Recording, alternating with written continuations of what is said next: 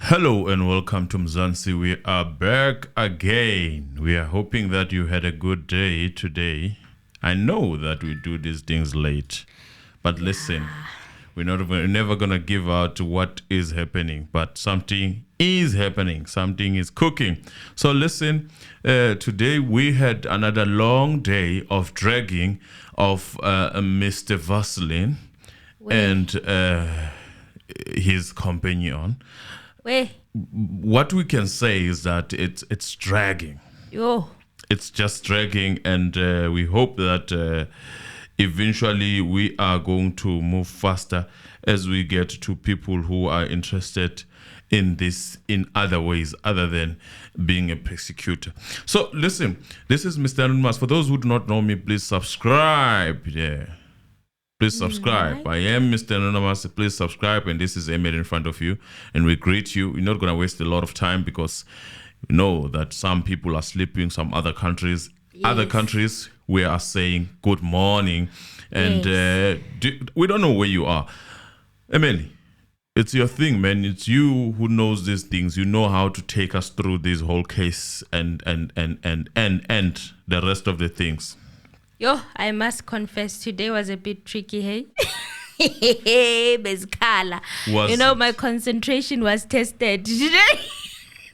My concentration muscles were tested. I was getting in and out, bored, coming back.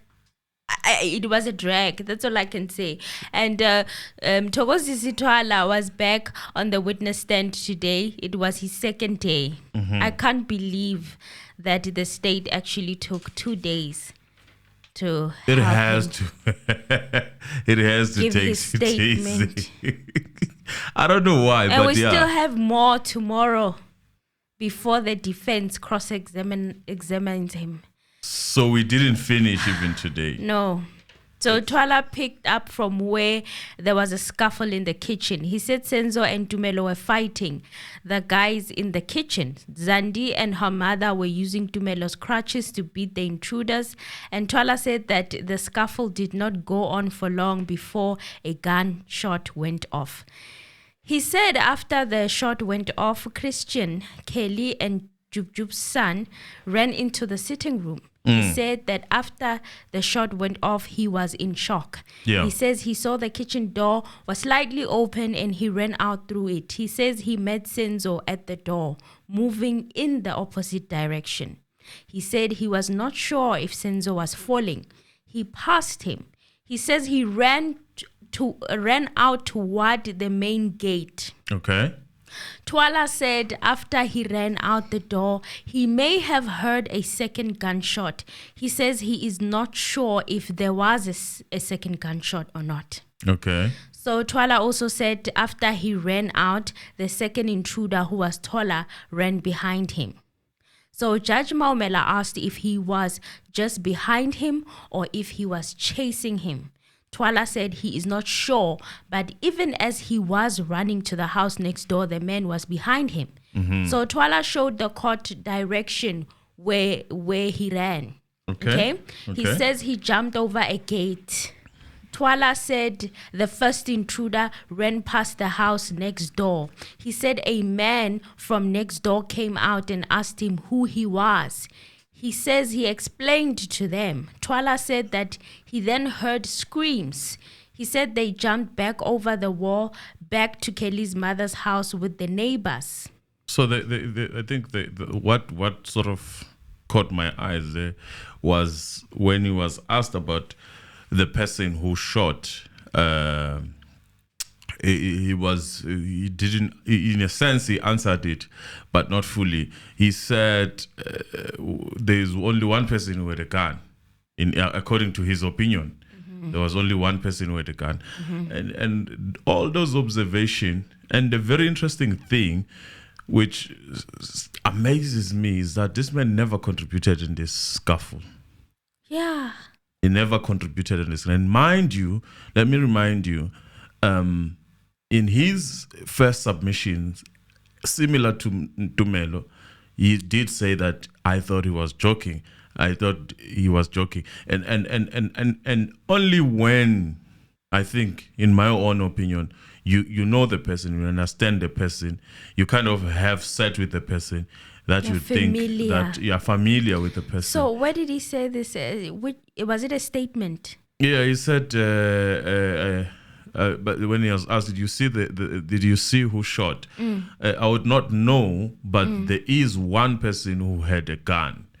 You know, that was very interesting. So basically saying then that's the first person who came in, because according to him, there's only one person who had a gun. That's interesting. Yeah.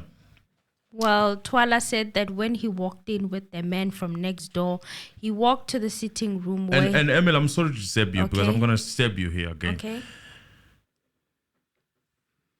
Make me understand here. Maybe everyone, even everyone in the comments, you have escaped the scene. You are out of the scene. You have hidden yourself because you don't know what is happening. You almost had about 2 shots, because the other one you said you kind of had, you think you had or something. We don't care. But at the point where you have hidden yourself, and you have seen only one person, and I want you to emphasize that, one person walking down the road, passing your neighbor, the one who allegedly was chasing you, right? The second intruder. Yes, you still go back there. You jump, and I want to put this into, you jumped. You didn't just open the gate and you jumped the wall, come back to the danger. You could have used that time. Why didn't you use that time to call the police with your neighbors? Let's say your phone that you allege. No, we're not going to say he left in the house. Okay. He said the first, I remember very well yesterday. That's why I was not talking a lot yesterday. But today I'm going to talk, because this man said initially he picked his phone, he protected the son, which is Christine. So I also understand that in his submission, he said the phone was off. So I understand that. I'm not disagreeing with that. Okay. But my submission here is that you could have used other people's phone, the neighbors' phones, to call the police. Why didn't you do that while you are on the other side, instead of you going back to the scene where you are uncertain of what is happening, knowing that the people that are there, or a person that might be left there, that was being harassed by people who had crashes and all that, and the same person had the gun, by the way, didn't shoot them. He went to shoot the other one who was fighting with the other man. So why didn't you call the police? Not unless if you are certain that the person who did this was gone. You know? Not unless you were fully certain you would jump the wall because jumping the wall, you don't see what is happening on the other side. And you couldn't be peeping to see. I mean, a person's got a gun. You ran away from the scene. Why didn't you call the police? The first chance you got, why didn't you call the police? Why didn't you tell the people to call the police? And only if you told the neighbors a different story than the one that we are being told now, then that the neighbors would be able to jump the wall with you. Considering that we allegedly had that a guy is a former, police? Yes, the neighbor. The neighbor. A former police. Yes. The neighbor where he jumped. If that was the case, a man would know exactly that you cannot jump into a place where you are uncertain of what would happen. And because I'm saying this, you would hear, guys, he comes back and say, where is the other one? So that means you are uncertain if this person was gone or not. He could have been waiting for you. It could have been, instead of Kelly's mom, it could have been you. Continue. Well, Twala said that when he walked in with the man from next door, he walked to the sitting room where he saw Senzo on the floor. He says he lifted his shirt and he saw a bullet in his chest. He said he heard banging on the door. When he asked who it was, Tumelo answered, asking Mthogo to open the door for him. Yes. He said Tumelo was locked in the bedroom. Twala gave him a spoon to open the door. So Twala says that he saw that Tumelo was alone. He said he heard Tumelo screaming, "Awe ma." He said he asked for a towel to put on Senzo's wound, which was bleeding. And Twala said that at that point, Senzo was still alive because he was still gasping for air. Someone was saying, "Call the ambulance." And a neighbor said that they should rush him to the hospital. Twala said the neighbor was speaking in Sesotho. Twala said they picked Senzo up and put him in the X6. Twala said that he was the first one to go into the car. He went in with Senzo. Now, this to me, it felt like deja vu. It's funny how Tumelo, in his testimony, there wasn't any mention of Mthogo. You'd think that Mthogo was never in that car. I think Mthogo was in the car. Yeah. I would think that Mthogo was in the car, certainly. But because if you try to make something look genuine, you are all going to take or partake in certain things. For me, I still maintain that you will hear as the time goes on, the investigation process that Mthogo went through and resisted, and resisted all that pain and whatnot that could come with that type of investigation. God forbid. Oh, well, Mthogo was not budging at some point. That's my thinking. That's my own opinion, my own observation that I'm seeing, because Mthogo was not budging. Yeah. But continue, Amy. He said on his left was Tumelo and on his right was Zandi, and Kelly was driving. Twala said Senzo's legs were on Zandi. Ngazelwa yini deja vu from that interview. Uzandi uti she was putting pressure on the wound. Yes. Was the wound at the feet or the legs? That is a question we need to think about.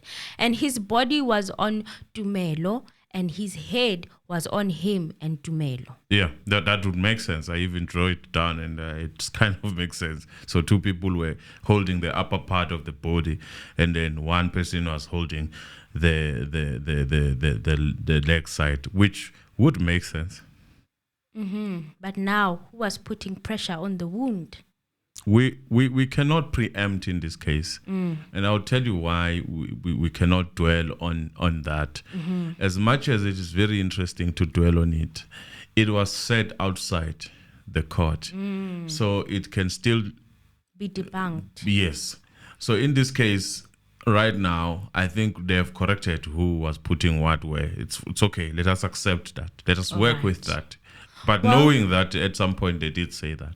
Okay, so he said Senzo was trying to speak, but he was struggling. He sounded like he was breathing through the wound. He said in the car was Kelly, Zandi, Tumelo, himself, and Senzo.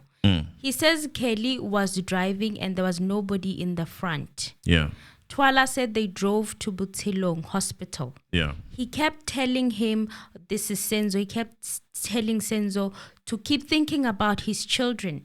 As they were proceeding, he could hear that Senzo's gasping and breathing was going down. He said he held his hand and Senzo responded for a bit. Twala said that all the others ran into the hospital to seek help when they arrived at Butsilong Hospital, while he stayed behind with Senzo in the car. He says Senzo became less responsive. Twala said they came back first with a wheelchair and then with a stretcher. Yeah. He said there were nurses who rushed him inside to perform a surgery. He said after a short while, the nurses came back asking to see an elder. Twala said initially he thought they needed someone to make payments. It was all financial. He said he told them that he is Senzo's closest friend or relative that was present. Yeah. But in fact, he insisted that he was more closer than the rest of the people that were there at the hospital at the time. Okay. But they insisted that they needed an elderly person. And that's when Kelly's mom went closer to the doctor and the doctor told Kelly's mom that Senzo was no more. So Twala said that he ran to the room where Meyiwa was and there was a nurse covering him with a sheet. So according to witnesses that were in the court, they said that the demeanor of Twala is that he hanged his head and sounded teary, and his jaw tightened just before he said what I'm about to say. They said Twala said he removed the sheet to see Senzo, but the nurse covered him again. He said there was a point where he shook Senzo and the nurse said, leave him. Twala said he left the room and went to the reception and asked the nurses to charge his phone. Once it was on, he called Mandisa, Senzo's wife, who was at Roy Mahumuta's party. Which is kind of aligning to the story that we previously had, that Yes. Senzo was itching to go to Mandisa's party, which was debunked by certain people. I think if it was not at some point Kelly, it's alleged. Obviously, it was there was an interview where I don't know whether it's Zandi or Kelly, but between the two, someone said something of not being interested to that party in a sense. But then Roy Mahumuta himself in the documentary confirmed that it was what is happening. Mandisa was at the party. So now my question is, did Mthogo know that Mandisa was at Roy Mahumuta's party all along? In his statement, he said, I called those who were in Roy Mahumuta's party. And then specifically, he said, I called Mandisa. So therefore, Mthogo knew that Mandisa was there. Okay, so Twala said that he tried to speak to Mandisa, but he couldn't because he was crying. He remembers that Kelly took his phone There's while something it was very ringing. interesting. Yes. And when Mandisa said hello, Kelly also said hello.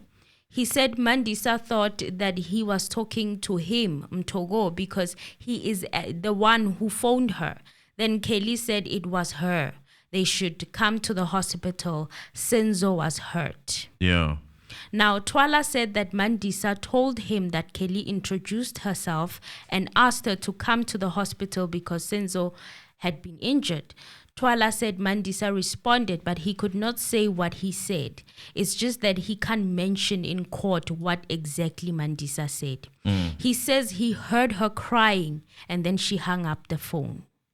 Twala said when he called back, the phone was answered by Mandisa's friend, Blom. Yes. They called each other Scheme. So she asked him, Scheme, what's wrong? What happened? And they couldn't believe that something had just happened to Senzo. He says he told them to bring Mandisa to Butsilong Hospital.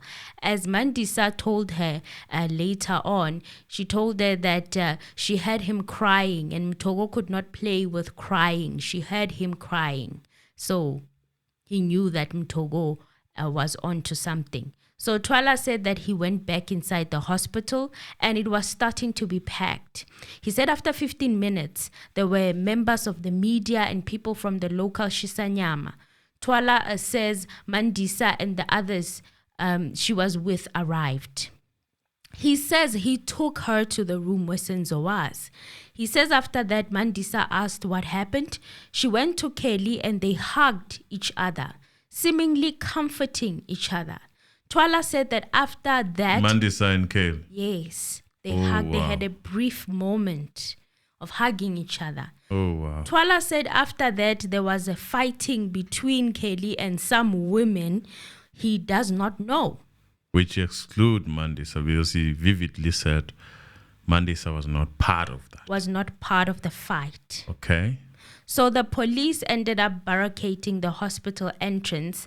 That is after that fight with the two women and Kelly. Then after some time, he saw Kelly with players from Kaizer Chiefs. He won't mention names because he says people are troublesome. This is where I was annoyed with the translator because the translator said that Mthogo was the one talking to the Kaizer Chiefs players. And I had to replay it. I'm like, no, but that's not what he said. No. Forgive him. He said that once the fight was stopped, he saw Kelly, Zandi, and Longwe leaving. Twala said during that fight and Kelly's assault, Mandisa was not involved. She was with him. Twala said he stopped the car after they left Zandi, Kelly, and Longwe. He stopped the car that Kelly was in. He wanted to find out where Tumelo was. He said he found Tumelo in that car and said he must come sleep at his home because Senzo was no more. But Tumelo insisted that he would go with Kelly. Now, why was Tumelo insisting on going with Kelly? Remember when Tumelo was asked about this, he said he didn't know anyone. He came for Senzo, and Senzo was no more. The only people he knew at the time was the same people that Senzo introduced him to, which was Kelly and the family. Remember that part? When we asked why, like when the question was asked, why didn't he leave? Like everyone else, like Mthogo. He was at the time. At the time, he was again on that testimony. He was excluding Mthogo exclusively. It was like Mthogo wasn't there when we remember Tumelo's testimony. Like it was like Mthogo was not there at all. Exactly. And then now we are told that Mthogo was insisting was there and even looked for him. He even looked for him. Yes. Like he was insisting. But what is interesting, Emily, that I want you to look at, I'm a person of time. Mthogo said he sat there. I remained until the car that fetched Senzo's body to the mortuary came. And it was around 1:30 to 2:30. This man always plays with an interval of an hour. And I will take you back. Yesterday I didn't say it, and he repeated it today. Yesterday he said the time of that when he was talking about the time of the events, I think he said 7:30 to 8, 8:30. Very, very interesting, because last time when we were busy trying to crack our heads here, my estimation, mine was around 7 of the incident. And then Tumelo's testimony sort of pushed it to up until 9 or so. 9. Yes. I remember. Now, if you look at the time and then to combine that time with the time of who's this guy, Brigadier, or who's the other guy? Musia talked about first 10 up until 12. So that's when they were dealing with the scene. Right? Yes. So now you take that, that's like an hour between, if you take 1:30 for anything, for example. So that's like an hour. So these people were back in the house at that time. And yet, Mthogo was still there, until chilling there. At the hospital. Waiting for the mortuary. And I did say that Mthogo has a bit of the truth for me. I don't know. Well, Twala says that he stayed at the hospital until the early hours of the morning. That's the time we just estimated right now, and that's when Senzo's body was taken to the mortuary. Twala said he went home with a childhood friend of his from Katlehong by the name of Prince.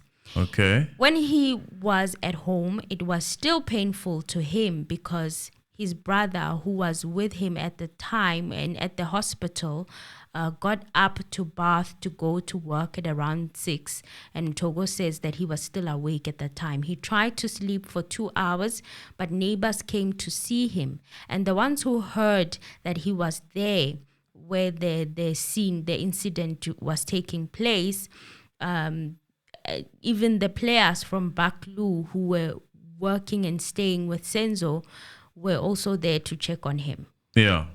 So Senzo's sister then called him inquiring about Senzo's ID. He went to Phosphorus and Kelly's mom's house, and he says when he got there, it was packed there. He didn't understand why it was so packed, because for someone who just got hurt at that place. Yeah. Then Kelly's mom said that Kelly was not there. Then together with the people he was with, they went to Phosphorus police station. where he wrote a Just statement. a brief, I can see, guys, that some of you are struggling to watch. Here we can see that the stream is taking a strain, as usual. Please subscribe, like the video on that, and we apologize for that. Obviously, we cannot control that. It's the internet. It's the internet itself, but we hope that, as usual, you are able to hear us as we continue to unfold. And for people who say members or subscribe, I don't know what to do. I think I'll be able to upload, if you were interested in seeing Emily's face, I will upload the video on top of this stream. But for now, just bear with us and go with us. Yeah, this load shedding, we don't know what is happening. For some reason, it's affecting the internet. It's affecting the internet and it's really bad. But I'm going to continue because the sound is clear. It's just the screen is the one that's buffering.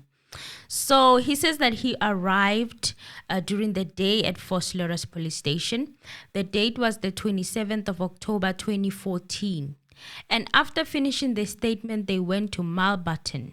He was with his friends. So Twala said he was sent by Senzo's family to fetch Senzo's ID. They wanted to move Senzo's body from Germiston mortuary to a private mortuary by the name of B3. Okay. But Kelly refused with the ID. She said that she will wait for Stan, who is Senzo Meyiwa, Senzo's brother, and Senzo's father, to come and fetch the ID from her. Yes. But she eventually agreed when Mthogo returned with Senzo's brother and friend by the name Bongani Mlangeni with the police. So they had to go with the police to fetch Senzo's ID. And I like the way he's playing it down, Mthogo, on this case, so saying that, but yet he includes the police. If really there was this so nice relationship, why did they need to bring the police? So Twala said that Kelly refused to give them Senzo's belongings, saying that Senzo will tell her in a dream what to do with his belongings. He tried talking to Tumelo. Even there, this is the second time he tried convincing Tumelo to go from where they were, you know. So he was trying. He said, "This is another time he tried to convince Tumelo. This is when he went to make a statement by the Vosloorus. It was very interesting because the person that is unknown is the one that took this man from home, right? Mm-hmm. And then up until Vosloorus. Mm-hmm. And then from there, he started at Kelly's house. And then from Kelly's house, he moved there to the police station. What informed the move? Was it the instruction from the police that time, China, you need to move to the... Did you get a phone call? Did you get a phone call? Is there anything that informed this whole movement?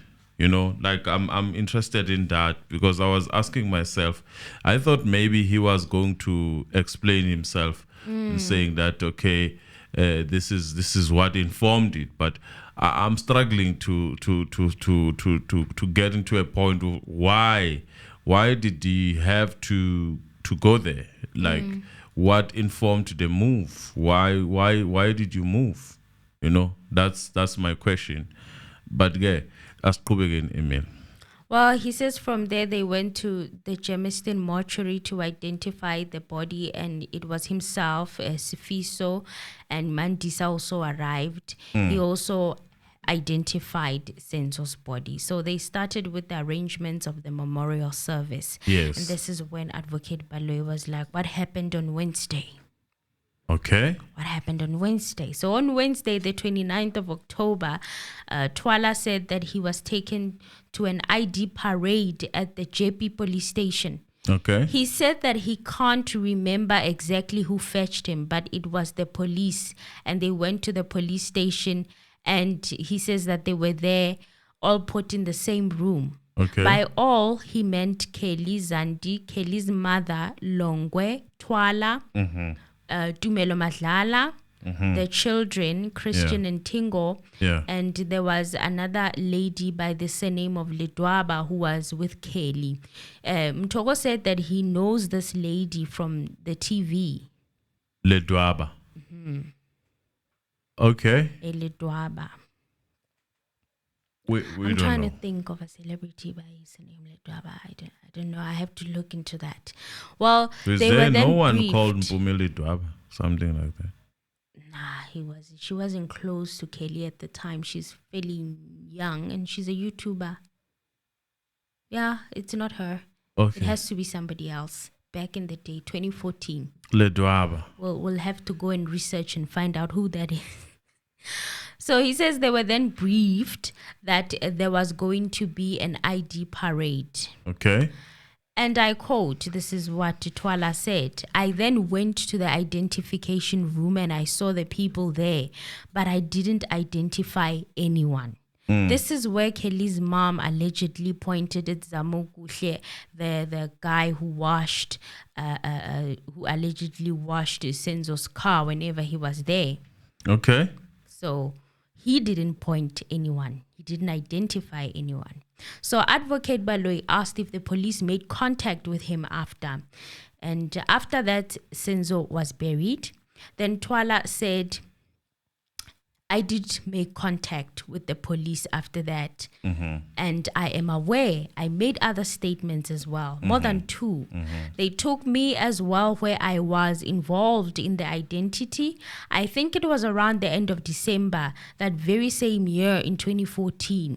Twala said that during the drawing of the identity kit, it was done by a lady of no color, but I think it's that lady from the documentary, Steenkamp, in my opinion. But then they wanted him to recall the first person that he had seen in the house. Okay. He explained what he remembered of his facial features, his eyes, his cheekbones, the ears and the head, and the fact that he had dreadlocks. Yeah. So an identity kit of a gentleman referred to as the first person he saw in the house sporting dreadlocks was displayed on the screen in court. And then court was adjourned for lunch.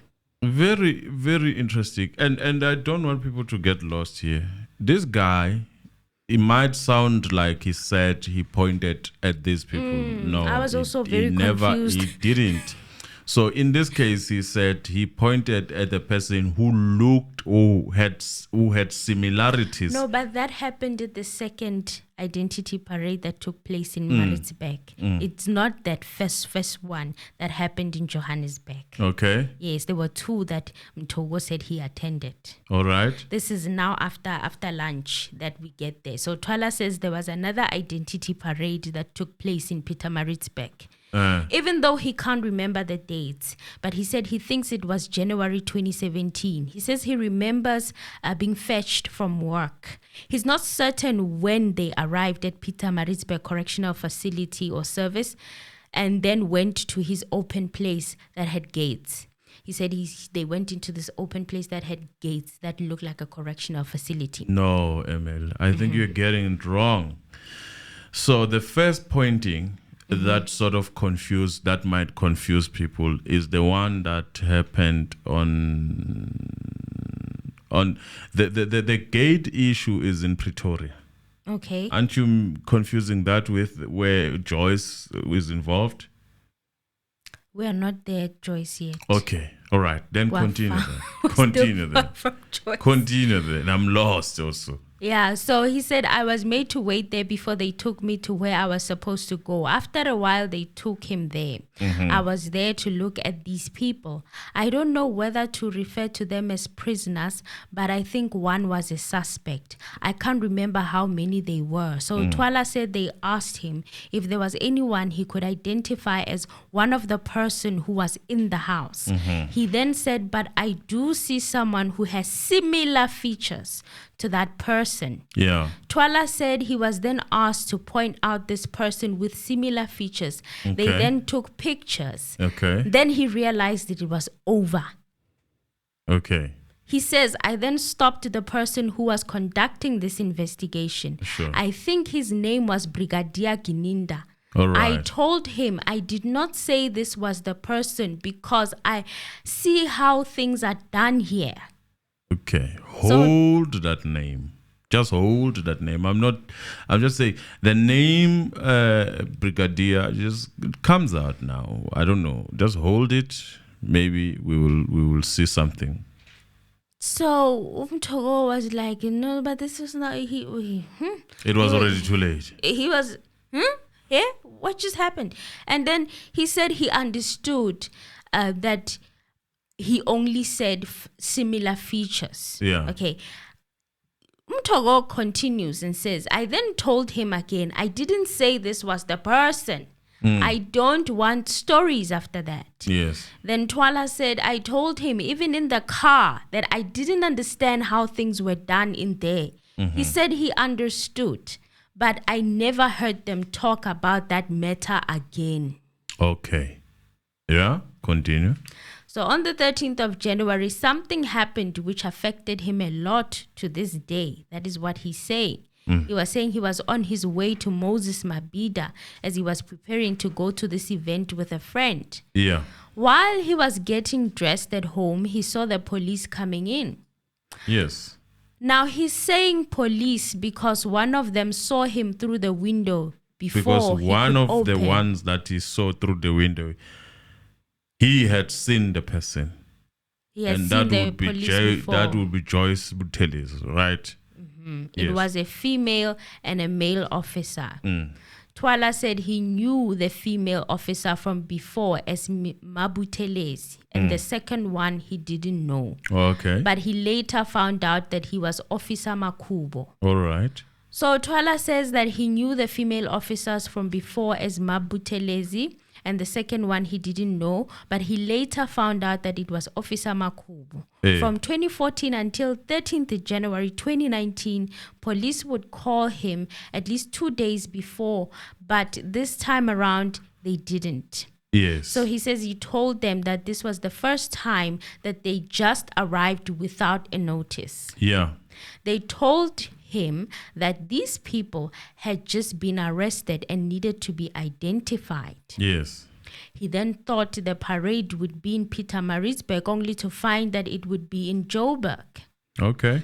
Twala said that he asked if they could not leave the following day. They said that they had made an oath that he would always be available. Yes. So he asked them to wait for his mother, who then arrived, and they explained to her. Yeah. Twala said that he packed his clothes and drove to Gauteng, but realized they were passing Joburg and coming to Pretoria. Oh yeah. Upon arrival, he saw that they entered a tunnel where they went in, went down, and then got to the parking. All right. He says they then arrived at some entrance. He could tell that it was a law enforcement building. When then they went up until to a floor that he couldn't remember. Okay. When they got up to it, he could tell by the pictures on the wall that they were in Butelezi's office. All right. He said, I asked where were the others? And she told him that some officers were fetching Tumelo and others were fetching Kelly. At around 10 in the evening, this is 2200 hours, 2 men arrived. Yes.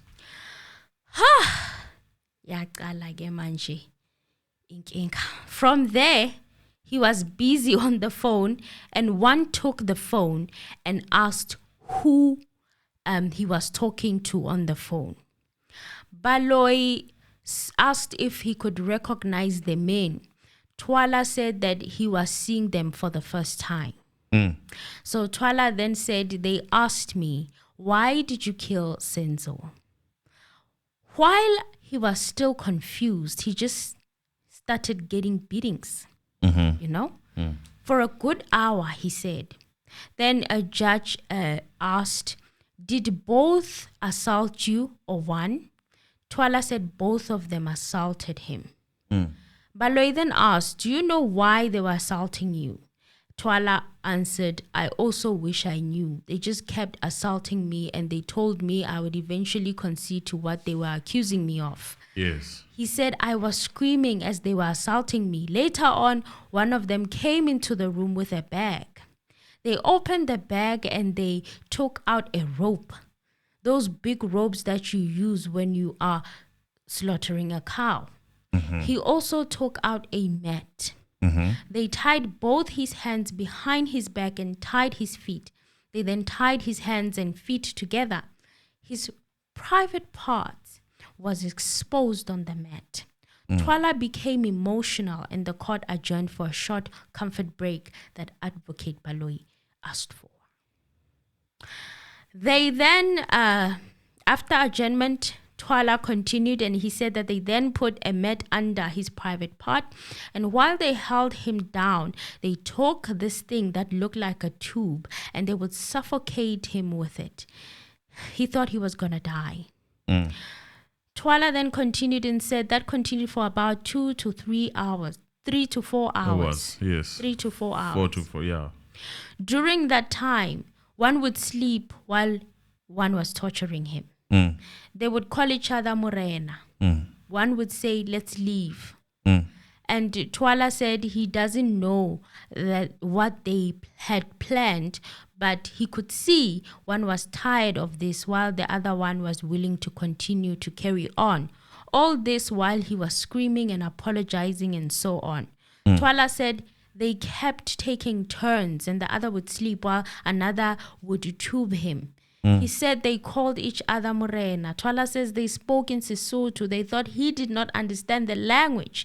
He says one of them said, Aramutlohele, meaning let's leave him. Twala said the torture went on until morning, since it started at 10 p.m. Twala said the torture carried on until the morning because he could see the sunlight coming through the windows. They then removed this mat under him, which he had peed on, which means they knew that they needed to put that mat because he would pee on himself during the torture.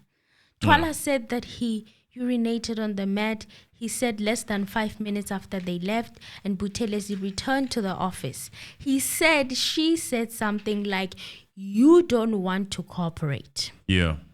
And then she looked at him. He looked at her and thought, this one doesn't know me. Twala said Buthelezi asked, what must happen now? He asked to be taken home in Katlehong.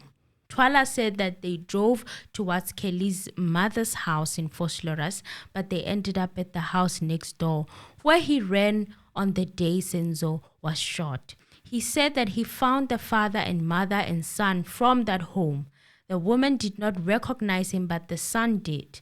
Twala said he did not know why he was there, but he took the opportunity to thank them for helping him because he had last seen them on the day of Senzo's death. Twala said that Buthelezi kept on insisting that he jumped over the wall at a different spot to where he actually jumped. Twala said Buthelezi eventually took him to Katlehong. He found his aunt and cousin. They asked him what happened, and he just kept crying. They could see the wounds on his legs and back, and Twala said that Buthelezi then told his aunt that they would come back to the house for Twala to write a statement that he was not in the house when Senzo Meyiwa was shot. Twala said Buthelezi said he should send the statement so she could take it to court. He said he wrote the statement and sent it to her, but he wrote it according to his version and not what Buthelezi wanted him to say. All right. Now, here it was like, Buthelezi is really sounding like the villain. Like, Tumelo also was painting Buthelezi. He just brought up Buthelezi out of nowhere. And now they're really making Buthelezi the villain here. I want to draw you into a different perspective here, and I want you to look at it in a different way. Okay. When the 5 accused were arrested, according to the reports that were released 2015. Joyce was not part of that. When? Can you please repeat? Joyce Buthelezi, according to the paper that I read, I think it's African. Let me see. There's a paper here. It dates back from 20. It's part of the paper, actually. It was written by Farai Diza. News Africa. So News Africa. Yeah. So what is being said here is that Buthelezi felt that the people who were in the house should be arrested so that they can tell the truth. He felt more like those people who were in the house are the people that should be leading us to the truth. Yes. And they are not telling the truth. And the superiors sort of debunked that idea, and they sort of played away from that idea. It is alleged on this paper. Okay. If you could find it. And then from there, and I'm not sure if I can, and then from there, Buthelezi then sort of left the case. This is according to this paper. All right. And now, what I want you to look at in that paper, other than what I've just said now, is that it was kind of denied that Buthelezi left the case. In denying that by some of the superiors was that Buthelezi is coming in, and I want you to listen to this. Okay. National Police spokesperson, Lieutenant General Solomon Mahale, however, told the publication Buthelezi did not receive threats, and that was part of the Buthelezi leaving the case, by the way, also that there are threats. As some of you heard Defo sort of alluding to that also in the beginning of the case. And then Captain Buthelezi provides specialist psychologically investigation supports to the team as and when required. So Buthelezi now is moving sort of away from the case in that sense to say, when required, then you'll come, you know? And I want you to look at the patterns here. The patterns are that I would believe Dumelo, and I did say this, I would believe Dumelo saying that maybe Joyce took him to the graves. Oh. Because that is a psychological play. Yeah. You know? I would believe Togo in saying that maybe Joyce took them through Spread View to see the house, then the next door, and the wall where Mthogo allegedly jumped. You look at that wall, by the way, it's very short for someone to actually, because it worries me that someone ran from the door to the corner, then the gate, and then move out of the gate, and then you jump on the other side. You could have jumped that wall there. And that was my thinking when I saw it. Like that, what would I have done? Probably on my instinct, I would have jumped the wall. Straight. Yes. That's it. No debates there. Which is what then comes back by Mthogo's mouth in saying that Joyce wanted him to admit to jumping the wall there. That was closer and short. Yes, and shorter.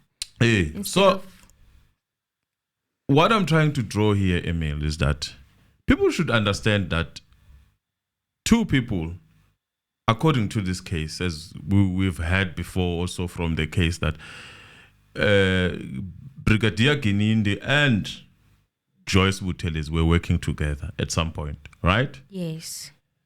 And I'm looking at how Mthogo said he pointed at the person who looks similar, and then all of a sudden it turned out to be a story of the day of what happened. You pointed the person, that's it, Clar. And then I also listen to the people who have been detained, these 5 accused, complaining about, and that's why I'm telling you the story of Joyce Buthelezi, complaining about being coerced into admitting certain things.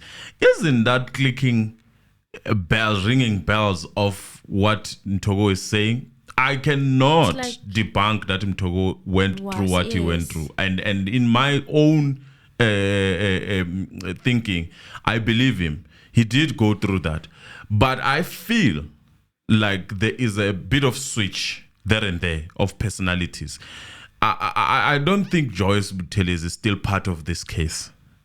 Even if he was, as this paper is explaining here, he comes in as and when he's requested to come.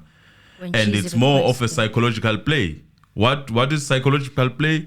You play someone's mind. You don't make it physical. You play someone's mind. You play with their mind. You take them to the graves to see Senzo's grave, and as a friend, hope that it will invoke something of some sort of the feeling that you had, you have lost a friend and all that. That's how you play it. You take someone back to the scene. That I believe that. Do I believe that Joyce did fetch this man? Yes, because maybe there are people who can attest to that, to say, yes, indeed, Mthogo was fetched here. Maybe she was instructed But to do I it. feel that in doing that, somewhere, somehow, Joyce was betrayed.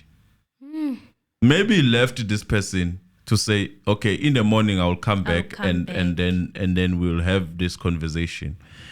And then somewhere, somehow, someone was not sleeping, waiting for that chance. And then these guys came in. They did what they did. And Vele, who fetched you? It's Joyce. Buthelezi. So if it's Joyce Buthelezi, then Joyce must take the blame. The responsibility.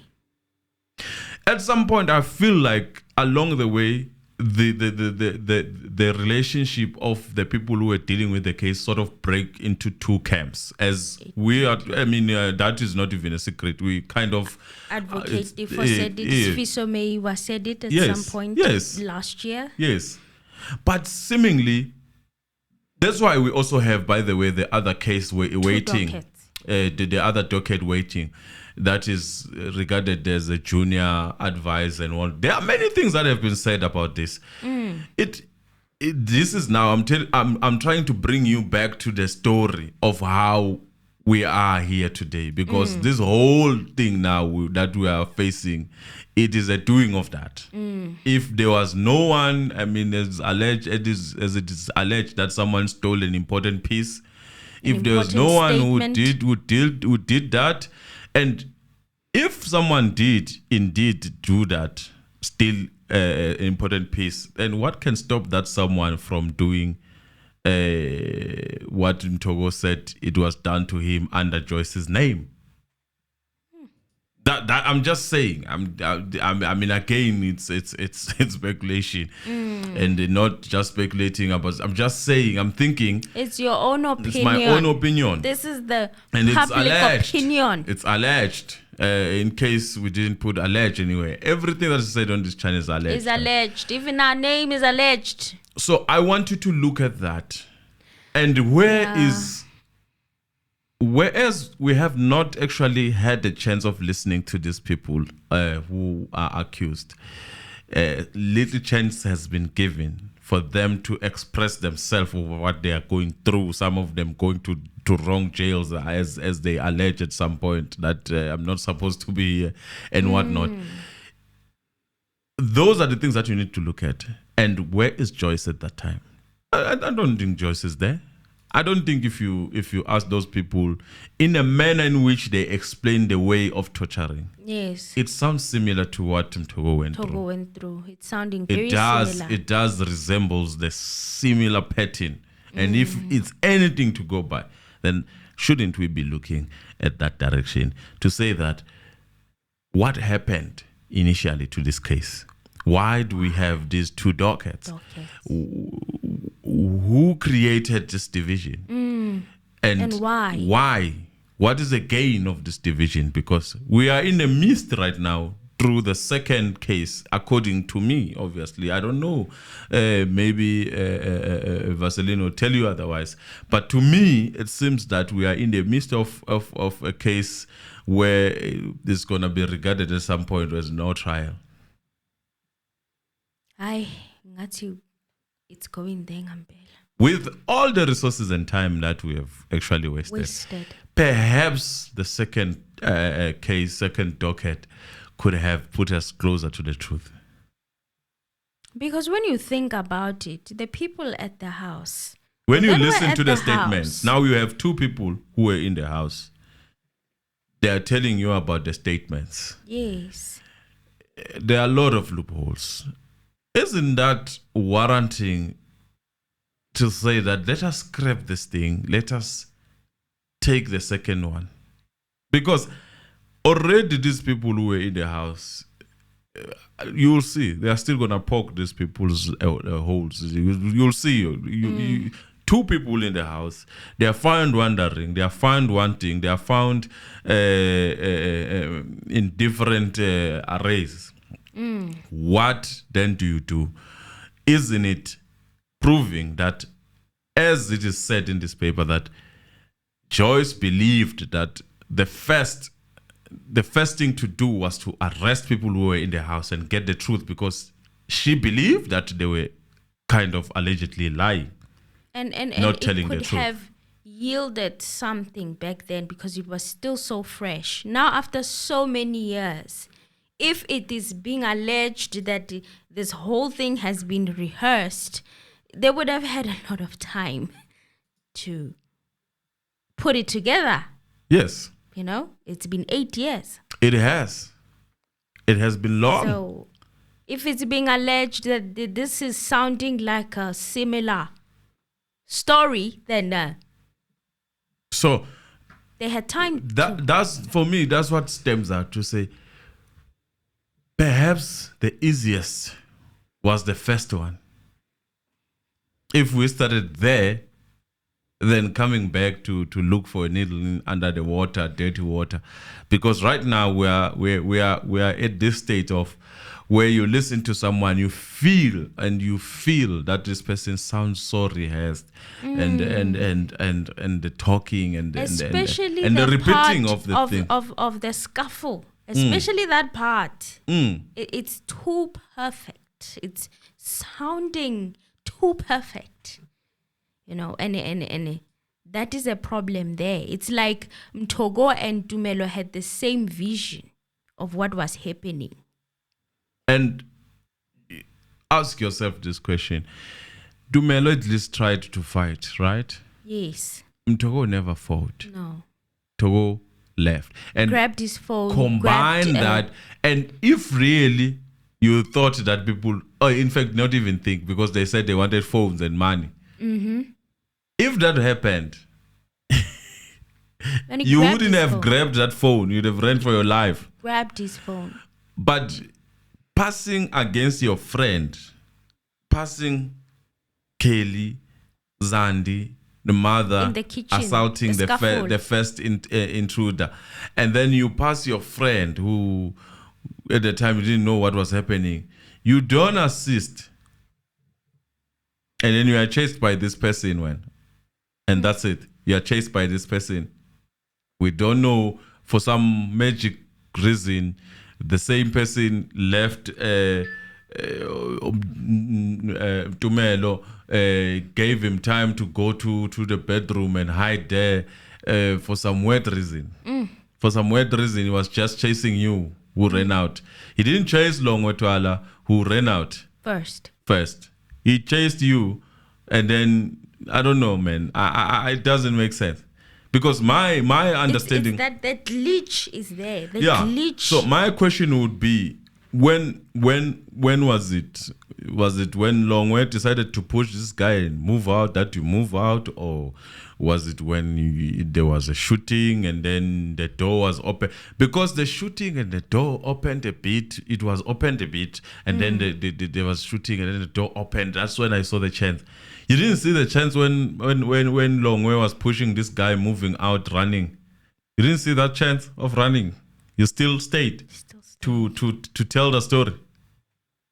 And you passed everyone in a scuffle in that tiny kitchen. Yes. Very correct. In fact, closer to the, almost blocking the door. The second scaffold is there. So this is where you're like, okay, their versions are very different. I will not lie on him that way. The story that he was telling and the story that Tumelo was telling were very different up until that incident in the house. Then it's starting to sound